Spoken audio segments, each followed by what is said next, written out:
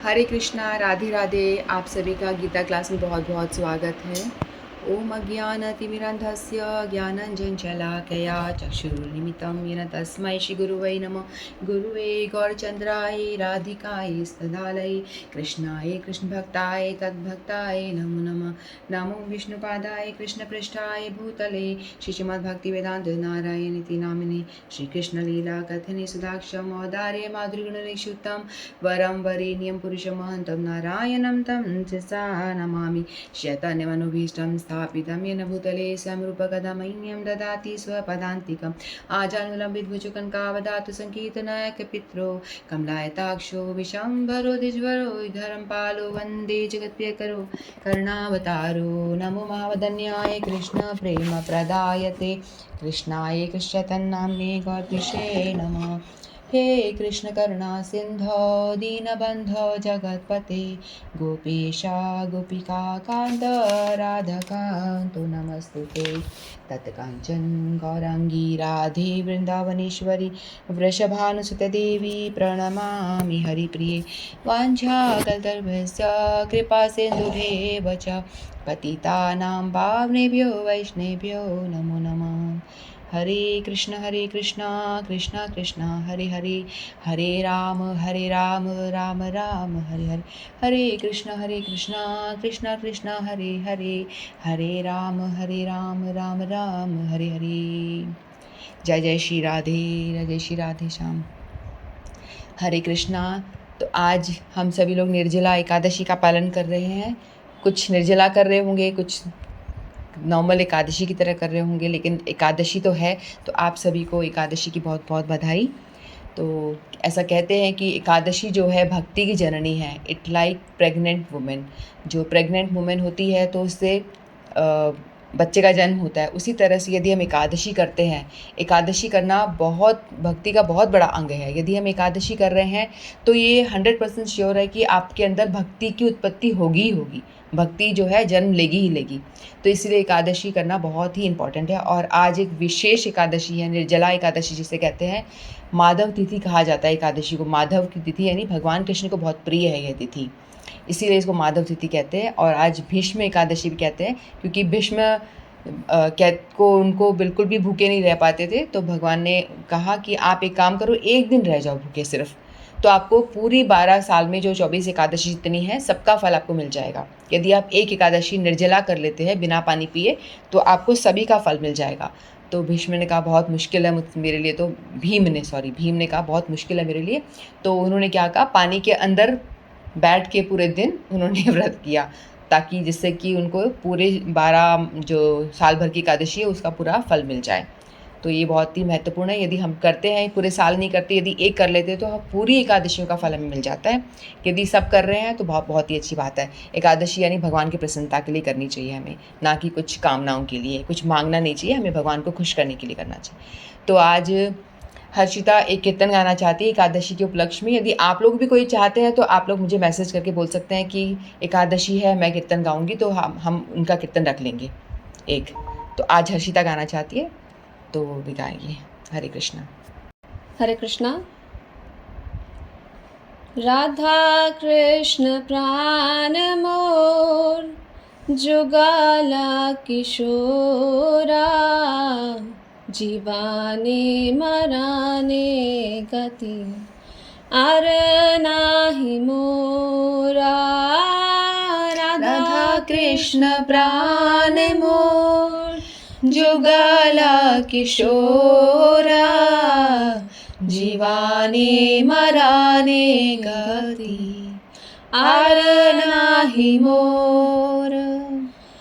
कालिंदी रकुले केली कदंबे रवाना रताना बिडीरा ऊपर बशा बुदु जाना। कालिंदी रकुले केली कदंबे रवाना रताना बिंदीरा ऊपर बसा बुदु जाना।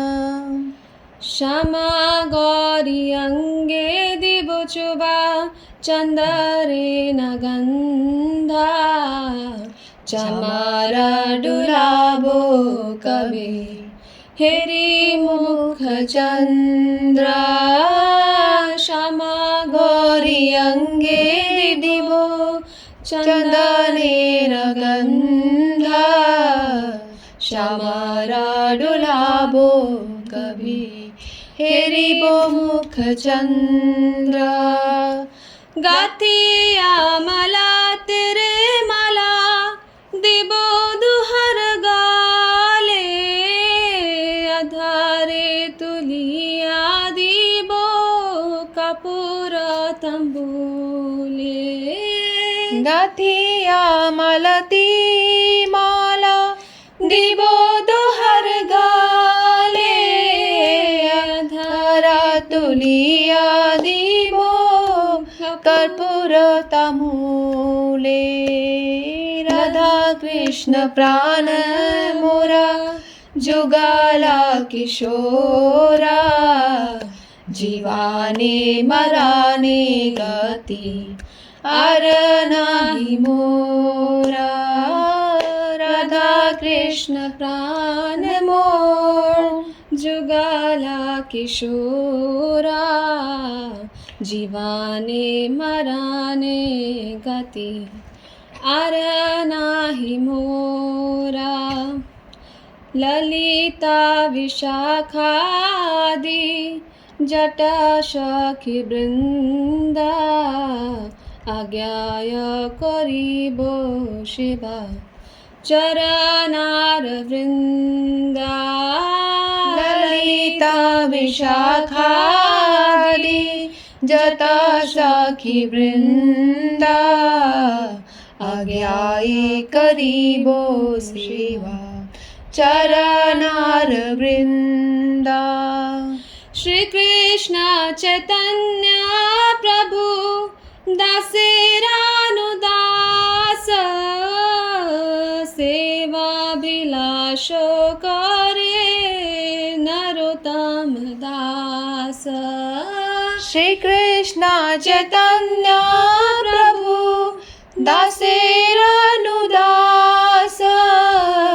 सेवा विलास करे नरोत्तम दास हरे कृष्ण कृष्ण कृष्ण हरे हरे हरे राम राम राम हरे हरे हरे कृष्ण कृष्ण कृष्ण हरे हरे हरे राम राम राम हरे हरे हरे कृष्ण कृष्ण कृष्ण हरे हरे हरे राम राम राम हरे हरे हरे कृष्ण कृष्ण कृष्ण हरे हरे हरे राम राम राम हरे हरे राधे राधे गोविंद गोविंद राधे राधे राधे गोविंद गोविंद राधे राधे राधे गोविंद गोविंद राधे राधे राधे गोविंद गोविंद राधे। हरे कृष्णा। बहुत सुंदर हर्षिता। हम सभी श्रीमद् भगवद गीता का अध्ययन कर रहे हैं। हम तीसरे अध्याय में थे। तीसरे अध्याय के हमने 7वें श्लोक तक हमने पूरा कर लिया था। आज हम 8वें श्लोक से स्टार्ट करने वाले हैं। तो भगवान अर्जुन जी को बता रहे थे 3 से लेकर 8 श्लोक तक भगवान ने बताया कि आप निष्काम कर्म करें। नॉलेज गेन कर ली है, लेकिन जब आपको थ्योरेटिकल नॉलेज होती है, आपको पता होता है क्या करना है क्या नहीं करना, लेकिन जब तक उसको आप इम्प्लीमेंट नहीं करते, आप उस नॉलेज को कर्म के साथ जोड़ देंगे। नॉलेज जब एक्शन के साथ में मिलता है तभी आपका पूरा रियलाइजेशन होता है। आपको नॉलेज मिल रही है, आपको पता है ये कैसे करना है वैसे करना है, लेकिन जब तक आप उसको कर्म में इम्प्लीमेंट नहीं करेंगे तब तक आपको रियलाइजेशन नहीं होगी, आपको ज्ञान नहीं होगा किस तरह से हमें क्या करना है, आप उस भक्ति को फॉलो समझ नहीं पाएंगे अच्छी तरह से, रियलाइजेशन नहीं होगा। तो भगवान वही कह रहे हैं कि आप संन्यास लेने से अच्छा है, जैसे हमने पिछले अध्याय में किया था ना कि एक गृहस्थ निष्ठापूर्ण अपना जो काम कर रहा है, एक गृहस्थ वो अधिक श्रेष्ठ है एक दम्भी एक ढोंगी साधु के कंपैरिजन में। एक निष्ठापूर्वक जो अपना गृहस्थ पालन कर रहा है, गृहस्थ धर्म का पालन कर रहा है, वो व्यक्ति अधिक श्रेष्ठ है, भगवान ऐसा कह रहे थे। तो अर्जुन को भगवान कह रहे थे कि आप भी अपना ड्यूटी करिए, जो आपका क्षत्रिय धर्म है, आप एक क्षत्रिय हैं तो आप अपना क्षत्रिय धर्म का पालन करें। तो भगवान इस तरह से कह रहे थे।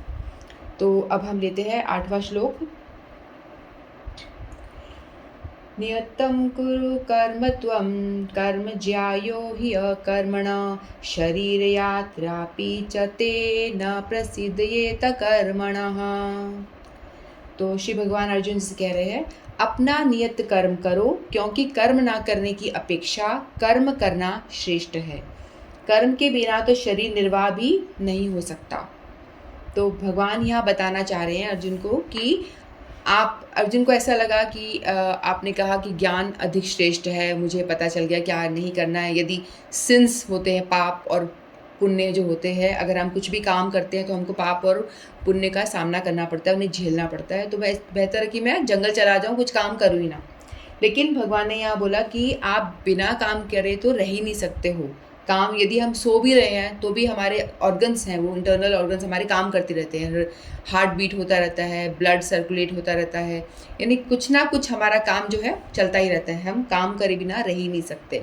तो भगवान बता रहे हैं कि आपको कर्म करना अधिक श्रेष्ठ है।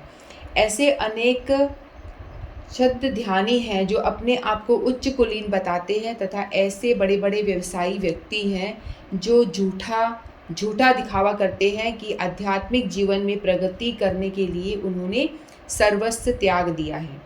श्री कृष्ण ये नहीं चाहते हैं कि अर्जुन मिथ्याचारी बने, अपितु वे चाहते थे कि अर्जुन क्षत्रियों के लिए निर्दिष्ट धर्म का पालन करें। अर्जुन गृहस्थ थे, एक सेनानायक थे, अतः उनके लिए श्रेष्ठ था कि वह उसी रूप में गृहस्थ क्षत्रिय के लिए निर्दिष्ट धार्मिक कर्तव्यों का पालन करें। ऐसे कार्यों में सांसारिक मनुष्य का हृदय क्रमशः विमल हो जाता है और यह भौतिक कल्मश से मुक्त हो जाता है। तो भगवान यहाँ बताना चाह रहे हैं कि कई लोग ऐसे होते हैं कि वो अपने आप का दावा करते हैं कि मैं इस परंपरा से आता हूँ, एक बड़ी बड़ी परंपरा से अपना नाम जोड़ते हैं कि मैं इस परंपरा से हूँ और मैं बहुत ही श्रेष्ठ ब्राह्मण हूँ, बहुत ही बड़ा सन्यासी हूँ। इस तरह से होंगे, वो किसी परंपरा से आते होंगे, लेकिन इसका मतलब ये हरगिज़ नहीं है कि तुम परंपरा से आते हो तो तुम्हारे जो पूर्वज हैं वो बहुत अच्छे परंपरागत थे, अच्छे उन्होंने आचरण करे। तो इसका मतलब ये नहीं कि आप भी यदि आचरण नहीं कर रहे हो तो आप भी उस परंपरा के मान्य हो। ये आप तभी उस परंपरा के मान्य कहलाओगे यदि जब तक कि आप अच्छे ढंग से अपना जीवन निर्वाह नहीं करते हो और अपने पालन ठीक से नहीं करते हो। तो यदि आप दम्भी हो, भले आप परंपरा का आप नाम लेकर के आप एक चोला पहन लेते हो कि मैं एक साधु हूँ, और आजकल जैसे बहुत होते हैं ना कि लोग बाग ने व्यवसाय बना लिया है, अपने जो भागवत कथा थोड़ा बहुत श्लोक लोग पढ़ लेते हैं और उल्टा सीधा अर्थ भी जान लेते हैं, फिर बाद में बैठ जाते हैं कि और पैसा की डिमांड और करते हैं कि मुझे इतने पैसे दो तभी मैं कथा करने वाला हूँ या करने वाली जो भी है। तो मतलब पैसे ले लेके कथा करते हैं। उन्होंने क्रमशः उनको एक व्यवसाय बना लिया है कि कथा करेंगे, हमें इतने पैसे चाहिए, और ऊपर से लग रहा है कि वो बहुत बड़े सन्यासी हैं और बहुत बड़े योगी हैं, ध्यान मुद्रा में बैठ जाते हैं, लेकिन अंदर से वो एक तरह के भोगी होते हैं। उनके ऊपर से दिखाएंगे उनकी कोई पत्नी नहीं है, कोई नहीं है, लेकिन अंदर छुप छुप के उनकी कई सारी पत्नियां भी होती हैं और सारे अनर्थ उल्टे कर्म करते हैं वो। ऐसे बहुत लोग होते हैं जो जेल में भी हैं। ऐसे हमने देखा है ना, बहुत सारे उदाहरण हमें आए दिन मिलते रहते हैं। मतलब साधु के वेश में वो ढोंगी होते हैं। तो ऐसा मिथ्याचार, भगवान उनको कह रहे हैं कि आप इस तरह के मिथ्याचार मत बनो।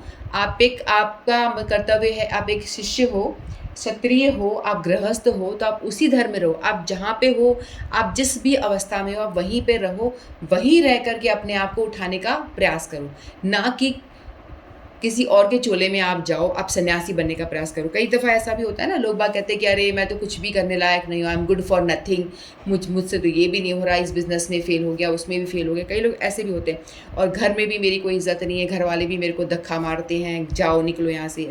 मतलब कहीं ना तो मेरी कोई इज़्ज़त है, ना मैं पैसा कमाने में योग्य हूँ, गुड फॉर नथिंग अपने आप को घोषित करते हैं। फिर कहते हैं चलो फिर तो मैं ऐसा करता हूँ, संन्यास ले लेता हूँ।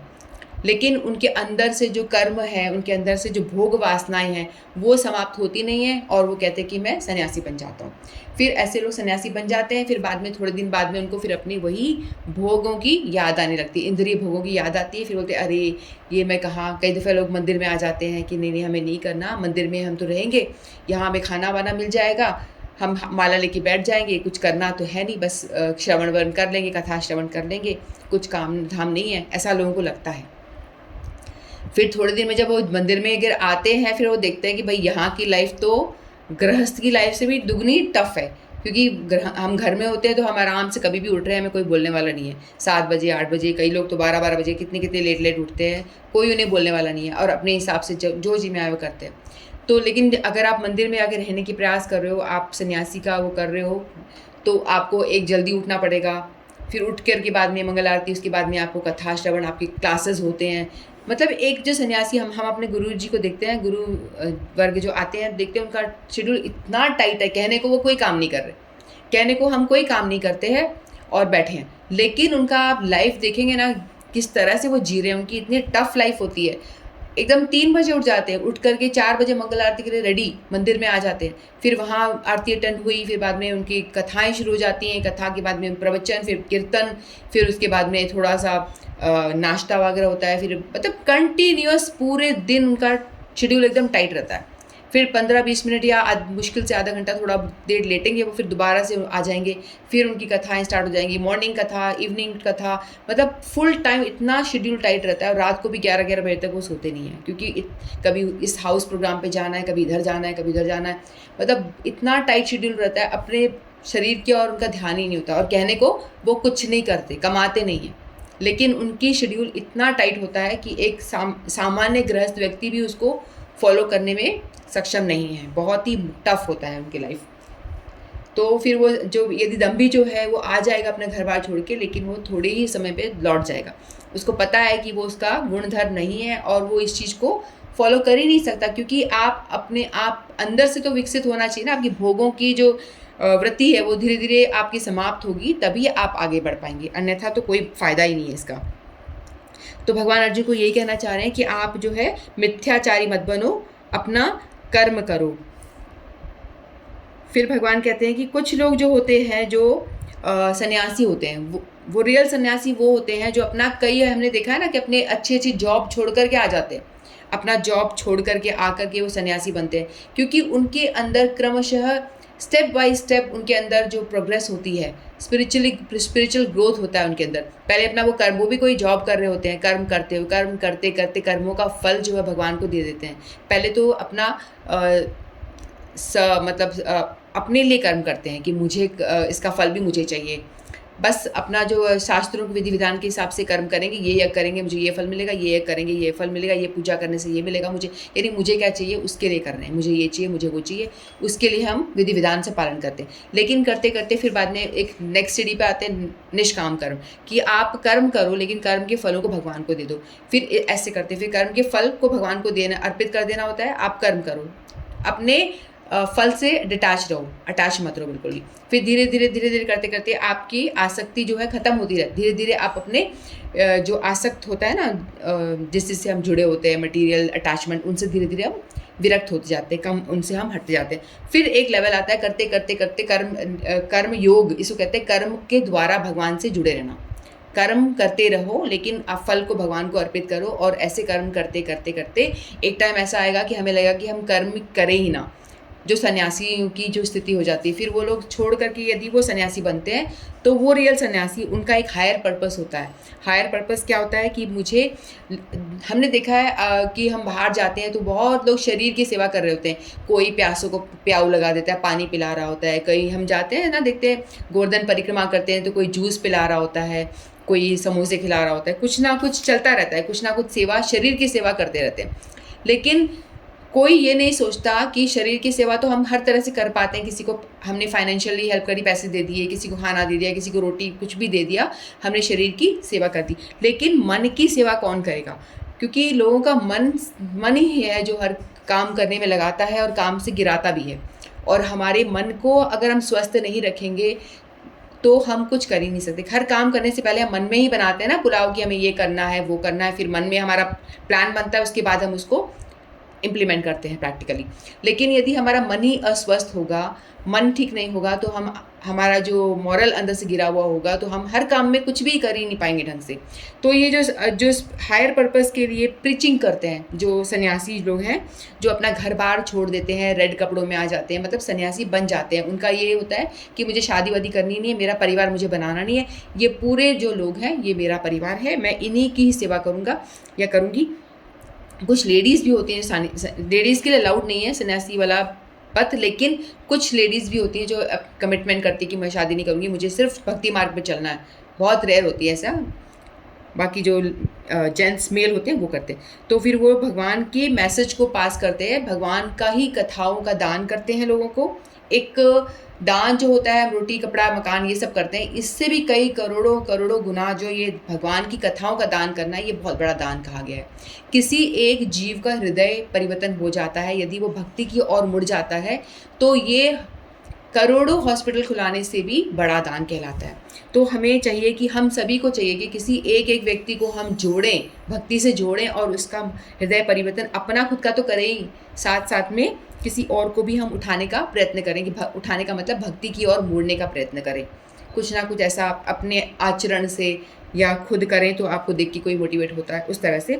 तो ये सन्यासी लोग हायर पर्पस के लिए करते हैं कि लोगों की मन की सेवा करते हैं, लोगों की आत्मा को चेंज करना, उसको भगवान की ओर मोड़ना, तो स्पिरिचुअली भक्ति में प्रोग्रेस करना। इसीलिए ये जो सन्यासी बनते हैं वो सही सन्यासी हैं, जिनका कि मोटिव जो है, गोल है, वो सही है कि उन्हें क्या करना है, लोगों की सेवा करनी है, लोगों की शरीर के साथ लोगों की मन की सेवा भी करनी है।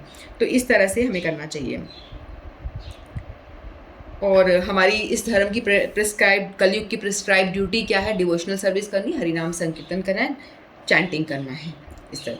तो हम दूसरा श्लोक ले लेते हैं, श्लोक 9।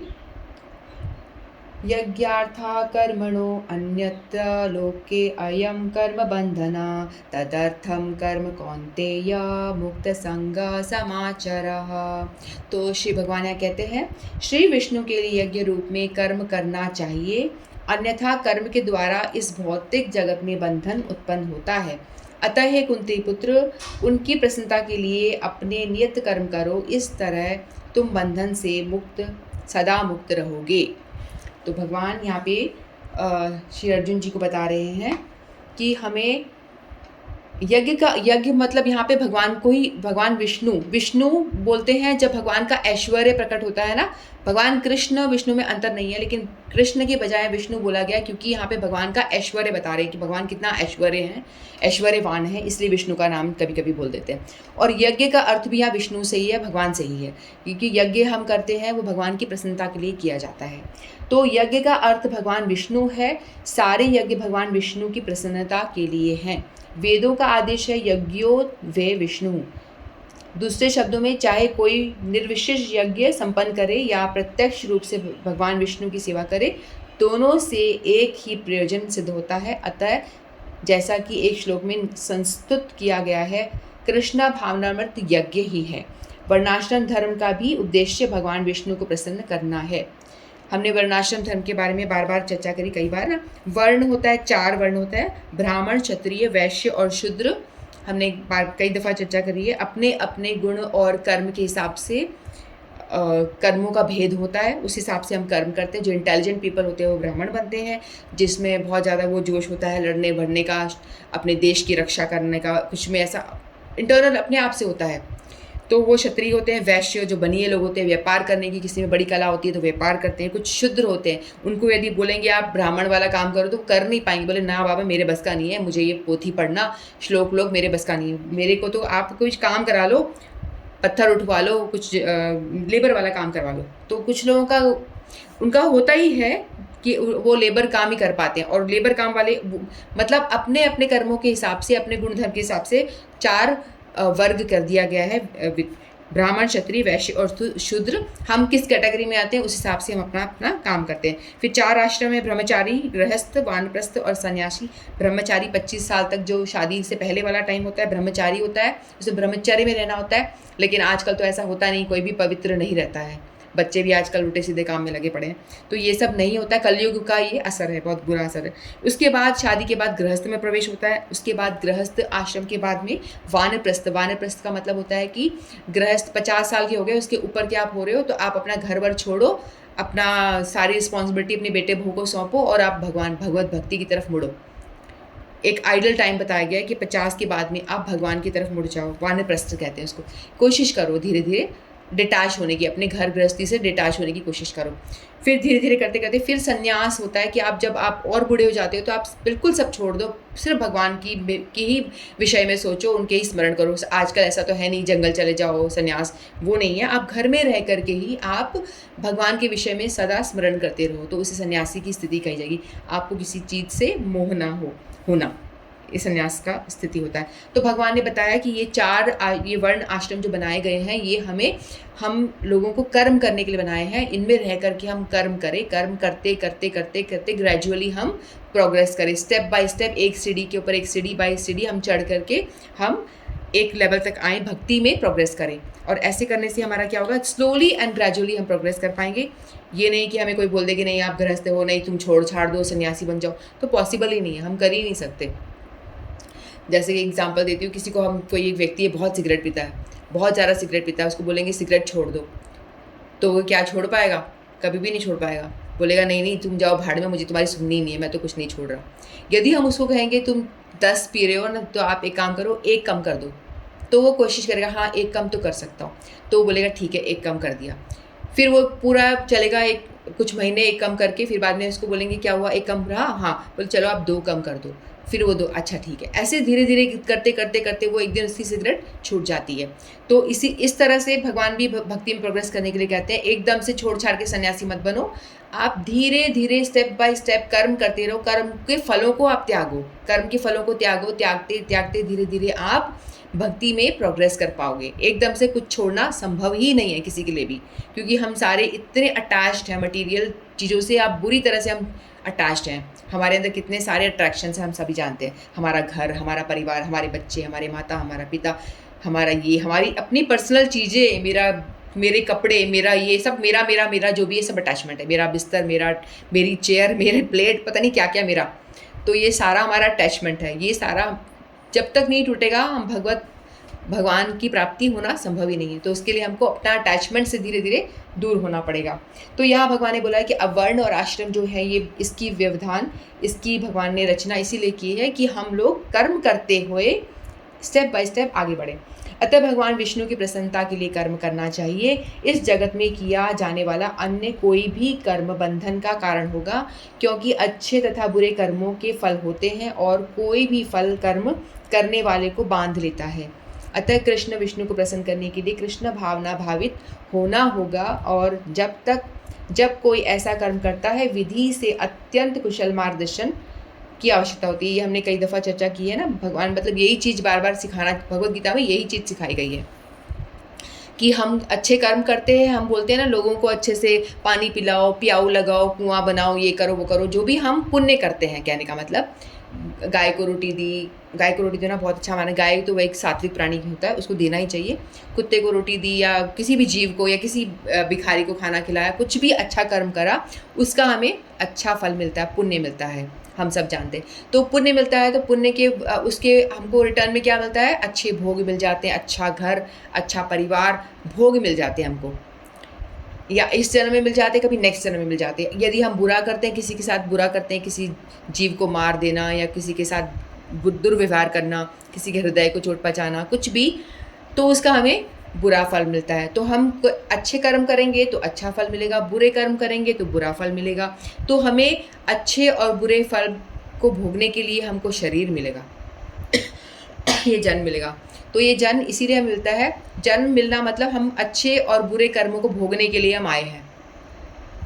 हम कोई भी नहीं बोलेगा हम बड़े सुखी हैं, कोई भी नहीं बोलेगा हम बड़े दुखी हैं, क्योंकि हमको अच्छे फल कभी कभी हमको अच्छा लगता है, अरे हमको बहुत मिल रहा है, प्रसिद्धि मिल रही है, बड़ा वैभव मिल रहा है और सम टाइम हमको बहुत बुरा बुरा होता है। तो हम ही अच्छा और बुरा भोगने के लिए हमको शरीर मिलता है। जैसे ही हम अच्छा बुरा भोगना हमारा ख़त्म हो जाता है तो हम मर जाते हैं, हमारा शरीर का अंत हो जाता है। तो भगवान ने बोला ना अच्छा करो ना बुरा करो। इससे उठकर क्या होता है, अकर्मों कहते हैं।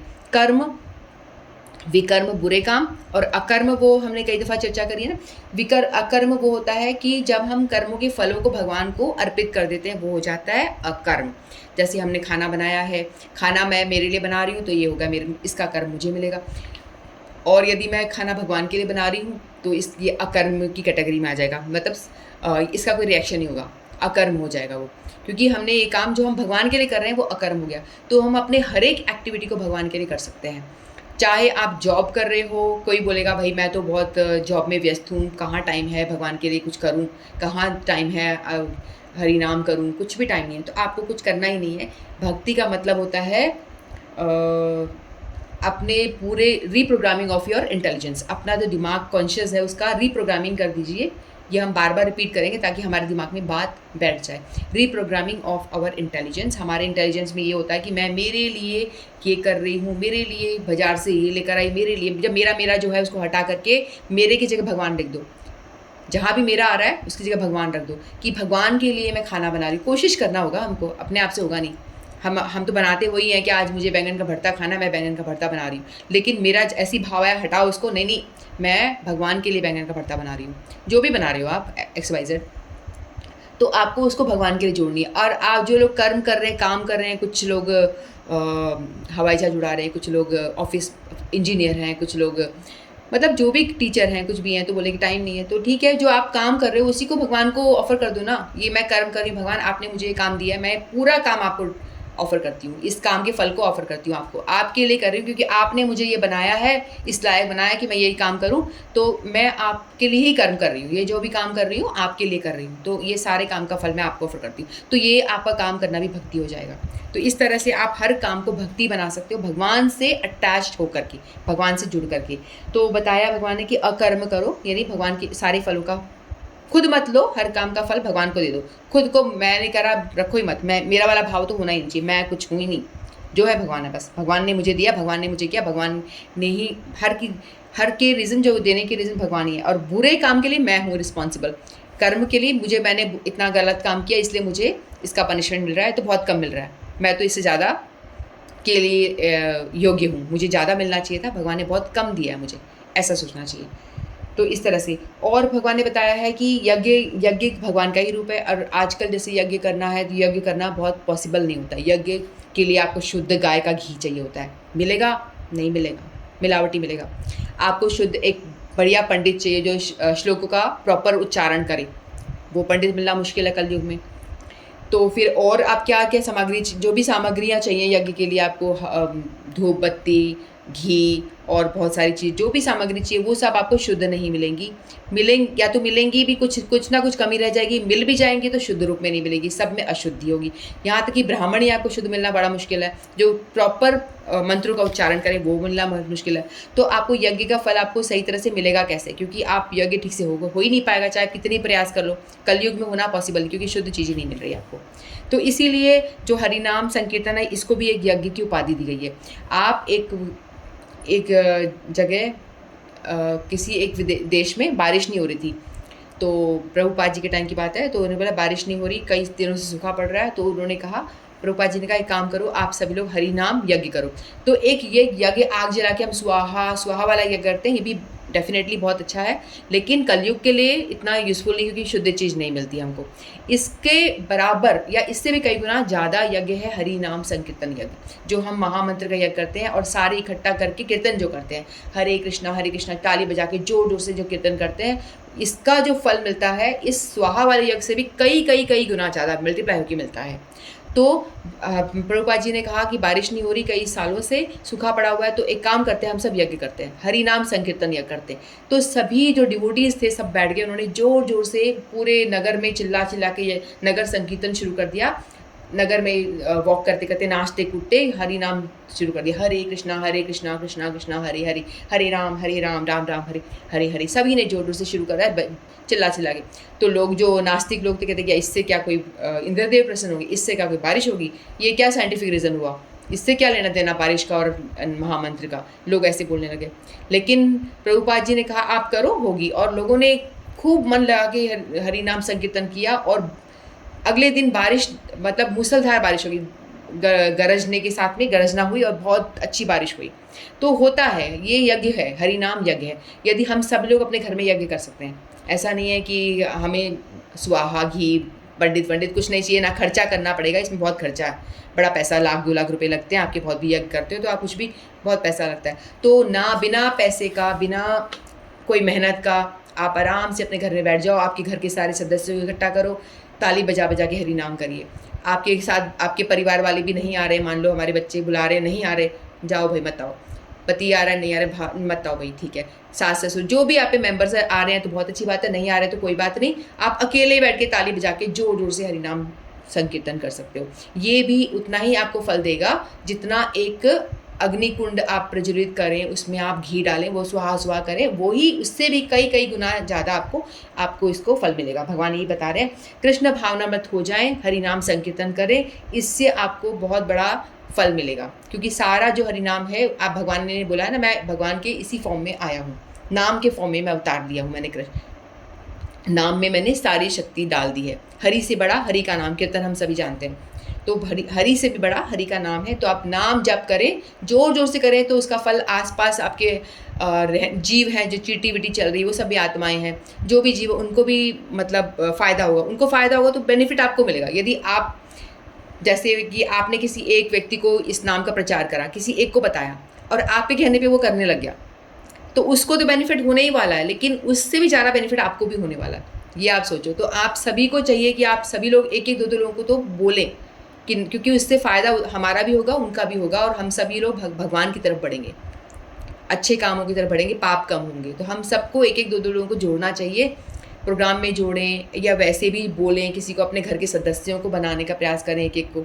तो टाइम बहुत ऊपर हो गया आज, तो इतना ही कह के मैं अपनी वाणी को विराम देती हूँ। वांछा कल्पतरुभ्यश्च कृपा सिंधुभ्येव च पतितानां पावनेभ्यो वैष्णवेभ्यो नमो नमः। श्रीमद् भगवद गीता की जय।